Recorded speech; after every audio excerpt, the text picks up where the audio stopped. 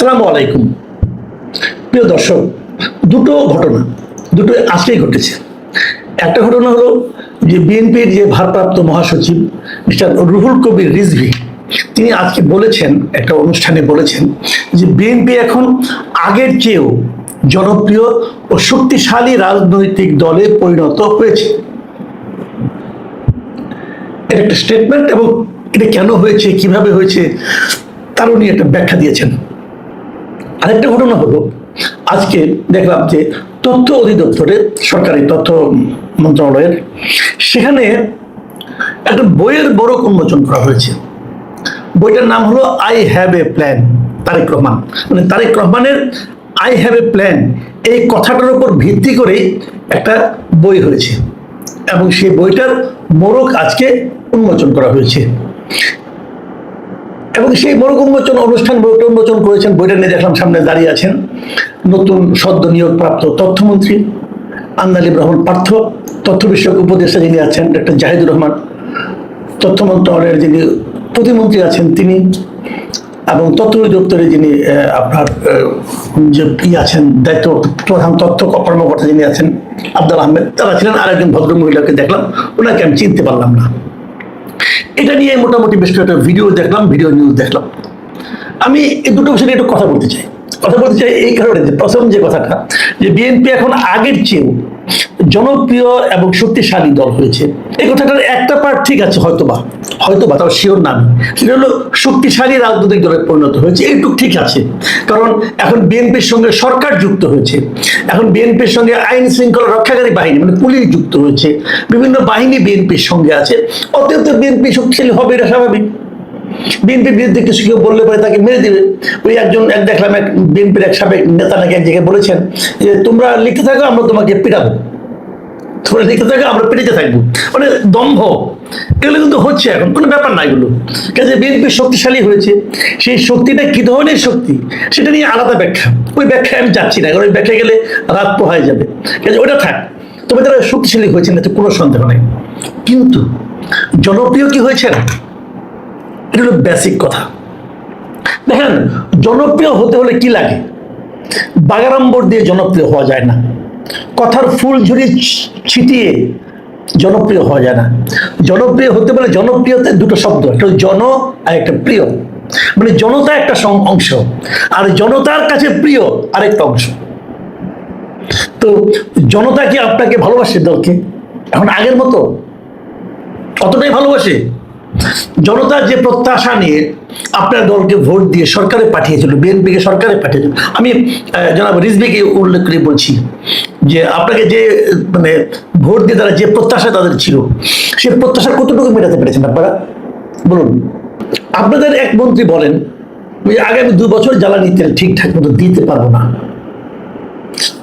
জনগণের সবচেয়ে চাহিদা এই মুহূর্তে জ্বালানি এবং বিদ্যুৎ। তো সেই চাহিদার ব্যাপারে আপনাদের একজন মন্ত্রী বলতেছেন যে আগামী 2 বছর ঠিক মতো আমরা জ্বালানি দিতে পারবো না বলেছেন। আর বিদ্যুৎ মন্ত্রী বলেছেন যে আমাদের এখন যে অপেক্ষা করা ছাড়া কিছু উপায় নেই। আরেক মন্ত্রী বলেছেন আমাদের হাতে জাদু নাই যে জাদু দেখাবো। আপনাদের কি মনে হয় এই 3টা বাক্য আপনাদের মন্ত্রীদের কাছ থেকে শোনার জন্য তারা আপনাকে ভোট দিয়েছিল? তারা কি এমন লোককে ভোট দিয়েছিল যে বলবে যে আগামী প্রত্যেকটা জিনিসের দাম বাড়বে? যখন একজন মন্ত্রী, তাও কে, খোদ অর্থমন্ত্রী, উনি বলতেছেন, আমি শুনলাম কালকে একটা ভিডিওতে, উনি বলছেন যে প্রত্যেকটা জিনিসের এখন দাম বাড়বে, কারণ যেহেতু জ্বালানি তেলের দাম বাড়বে, সবকিছুর দাম বাড়বে।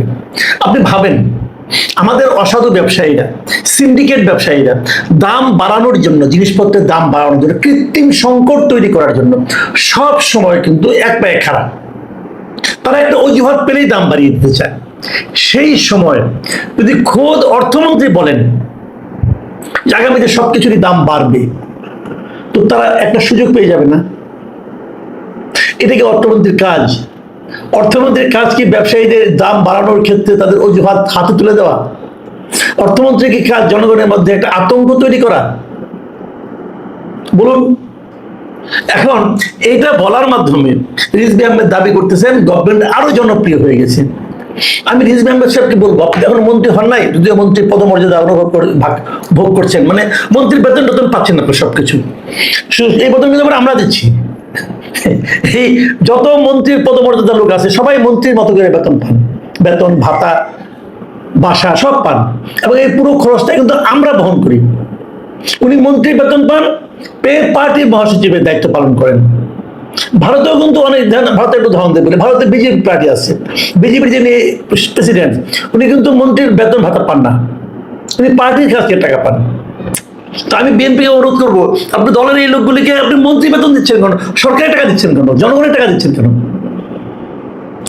তো তাকে পার্টিতে রাখেন, যাও, সেটা অন্য কথা। তো সেখানে বসে আপনি তো আসলে জনগণ থেকে বিচ্ছিন্ন হয়ে গেছেন।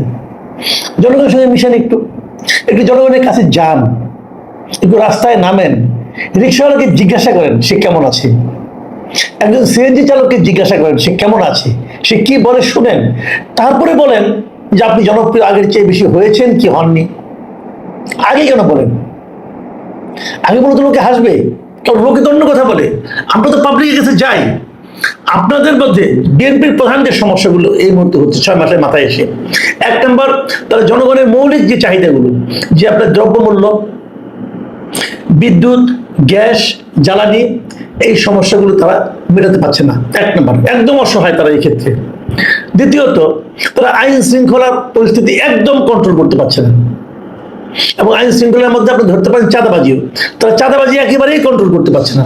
সারা দেশে অবাধে চাঁদাবাজি চলছে, দলীয় মাস্তানি চলছে, শেয়ার করতে পারবেন না, থামাতে পারছেন না। কালকে দেখলাম একটা ভিডিও, এক ছেলে বলতেছে যে তারেক রহমান আসলেও তোমাকে টাকা দিতে হবে, মানে চাঁদাবাজি। সে এমনই বেপরোয়া চাঁদাবাজ, সে বলছে যদি তারেক রহমানও আসে তাও তাকে চাঁদা দিতে হবে, তারেক রহমান বললেও তাকে চাঁদার হাত থেকে মুক্তি নেই, চাঁদা তাকে দিতেই হবে। এই জিনিস ভাই আগে দেখি নাই, এই মাত্রায় আগে দেখি নাই আমরা। থামাতে পারছেন না। এখন নতুন একটা ট্রেন্ড তৈরি হয়েছে, পুরো একটা পরিবারকে হত্যা করা হচ্ছে, এবং হত্যা করার পর পরের দিন নাকি সমস্যার সমাধান হয়ে গেছে এমন নাটক করা হচ্ছে, মানুষের সন্দেহ বাড়ছে।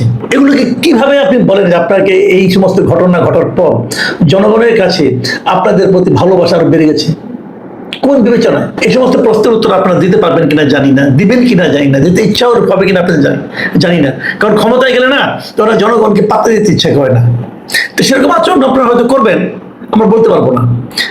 দ্বিতীয় প্রসঙ্গটা বলি, যে বইটা প্রকাশিত হয়েছে, এই বইটা আসলে কে লিখেছে আমি জানি না, তবে আমি আপনার চ্যাট জিপিটিকে জিজ্ঞাসা করে জানতে চাইলাম যে বইটা আসলে কে লিখেছে। চ্যাট জিপিটি যে তথ্যটা আমাকে দিল, তারা বললো যে এই বইটা মূলত লিখেছেন হলো ইফতেখার রসুল জর্জ, এবং এটা প্রকাশনী নওরোজ সাহিত্য সম্ভার, এবং নওরোজ সাহিত্য সম্ভার যেটা আছে এটা আসলে ইফতেখার রসুল জর্জেরই প্রতিষ্ঠান। আমি ভদ্রলোককে আমি কিছুটা চিনি, উনি অনেকদিন ধরে প্রকাশনা শিল্পের সঙ্গে আছেন, সিনিয়র মানুষ। তবে ওনার এই নওরোজ সাহিত্য সম্ভার এখন আর অতটা ভালো ব্যবসা বাণিজ্য করছে না, যতদূর আমি জানি। হয়তো উনি ব্যবসাটাকে বাড়ানোর জন্য এই বইটাকে নিয়ে আসছেন, আই হ্যাভ এ প্ল্যান। তো তারেক রহমান শিরোনাম এই বইটা যিনি করেছেন, এই বইটা যেহেতু তারেক রহমানকে নিয়ে লিখেছেন, অতএব তথ্যমন্ত্রী, তথ্য উপদেষ্টা সবাই মিলে তেল মারার জন্য বইটার মোড়ক উন্মোচন করেছেন। যদি তারেক রহমানের আই হ্যাভ এ প্ল্যান এই শিরোনাম না থাকতো বইটার মধ্যে, অন্য কোনো বই নিয়ে গেলে কি ওনারা মোড়ক উন্মোচন করবেন? ধরা যাক আমি একটা বই লিখবো, আমি বই লিখে ওনাদের 2 জনকে বললাম, এই 2 ভদ্রলোকের সঙ্গে আমারও যৎকিঞ্চিত পরিচয় আছে, ওদেরকে বললাম, 3 জনের সঙ্গে আছে। আব্দুল আহমেদ আমার 2টা প্রতিষ্ঠানে আমার কলিগ ছিলেন, তো ওনাদের 3 জনকে বললাম ভাই আমি একটা বই লিখেছি, আপনাদের ওখানে একটু মোড়ক উন্মোচনের ব্যবস্থা করেন না কেন? করবেন ওনারা? করবেন না। এটা করলেন কেন? এই বইটা মোড়ক উন্মোচন করলেন ওটার নাম দেখে, যে তারেক রহমানের কে নিয়ে লিখছে, আই হ্যাভ এ প্ল্যান লিখছে, অতএব এটা করতে হবে। এটার মধ্যে প্ল্যান আসলে কি আছে, বইটা কতটুকু মানোত্তীর্ণ হয়েছে, পড়েছেন কিনা আমার সন্দেহ, আমি শিওর কেউ পড়েন নাই, আমি শিওর তারা কেউ পড়েন নাই, নাম দেখেই তারা কিন্তু এটা করেছেন। কেন করেছেন? এই কারণে করেছেন, তারা ভেবেছেন এটা করলে মনে হয় তারেক রহমান সাহেব খুশি হবে। তারেক রহমান সাহেবকে বলেছেন যে এটা বই লেখেন আপনারা, তারেক রহমান সাহেব নিজে লিখতে পারতেন। এখন ওনার কি প্ল্যান আছে এটা নিয়ে, ইফতেখার রসুল জর্জ সাহেব এখন বই লেখলেন, সেই বইয়ের মোড়ক উন্মোচন, এবং সেখানে সরকারের গুরুত্বপূর্ণ ব্যক্তিরা যে মোড়ক উন্মোচন করলেন। এতে সমস্যাটা কি জানেন? সমস্যা হলো 2টো। প্রথমত হলো আপনারা তেল মারার সংস্কৃতিটা চালু করে দিলেন আনুষ্ঠানিকভাবে।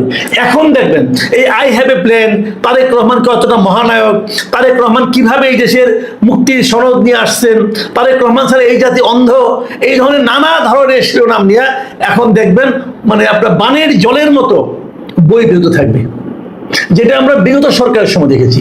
সরকারের একটা প্রতিষ্ঠান আছে, জাতীয় গ্রন্থ কেন্দ্র, এরা বইটই কিনে, এরা কিনে বিভিন্ন দেশের লাইব্রেরিগুলোতে দেয়।